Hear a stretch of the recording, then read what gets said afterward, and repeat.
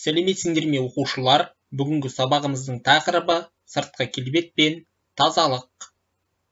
Оқу мақсаты тірек сөздер мен жетекші сұрақтар арқылы негізгі ойды анықтау, сын есімдердің шырай түрлерінің көркемдік ерекшелігін тану, сын есімді зат есім орнына қолдану. Оқушылар әуелі миға шабуыл сұрақтарына кезек берейік. Адамдардың сыртқы келбеті дегенді қалай түсінесіңдер? Оған не жатады?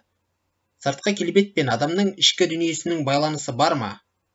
Киіміңе қарап қарсы алады, сөзіңе қарап шығарып салады деген сөзбен келісесіңдер ме? Адамның сыртқы келбеті маңызды ма? Ішкі дүниесі маңызды ма? Бірінші, екінші сабақ. Сыртқы келбет және тазалық. Үшінші тапсырма. Қазақ ауыз әдебиетінде Алдар Көсе мен Қожа Насыр туралы көптеген аңыз әңгімелер бар. Олар ақылды, дана, әділ, шешен адам ретінде халықтың сүйікті кейіпкерлеріне айналған. Алдар мен Қожаға қатысты қысқа әңгімелерде күлкі, сықақ кеңінен пайдаланылған.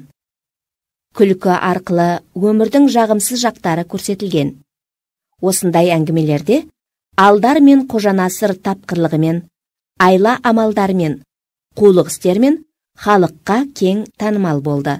Аты аңызға айналды. Мысалы, Қожа Насыр туралы мынадай аңыз сақталған. Бір бай той жасапты. Тойға Қожа Насыр да келіпті. Қожа Насырдың киімі жаман екен. Оны ешкім елемепті. Төрге шық, тамақ іш демепті. Ешкім елемеген соң Қожа Насыр өз үйіне қайтып кетеді.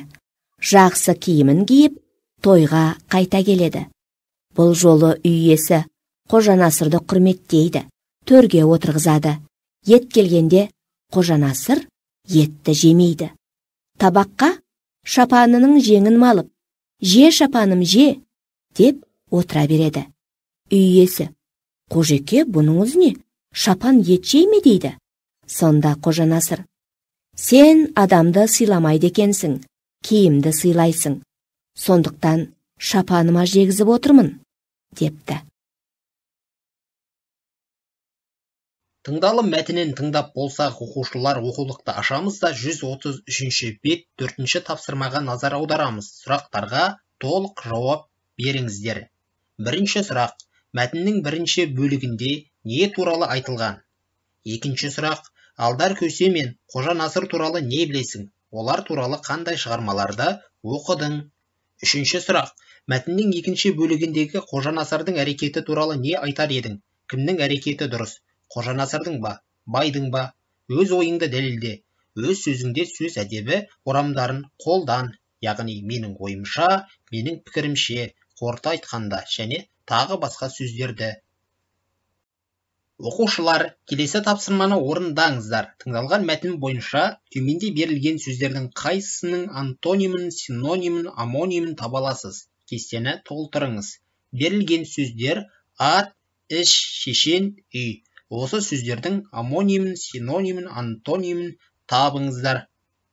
Оқушылар, ендеше оқу тапсырмасын зейін қойып тыңдаңыздар. Суреттегі балалардың келбетіне қарап, олардың қандай адам екенін ажыратуға бола ма? Әр кейіпкерге ат қойып қысқаша сипаттама беріңіз. Сын есімдерді қолданыңыз.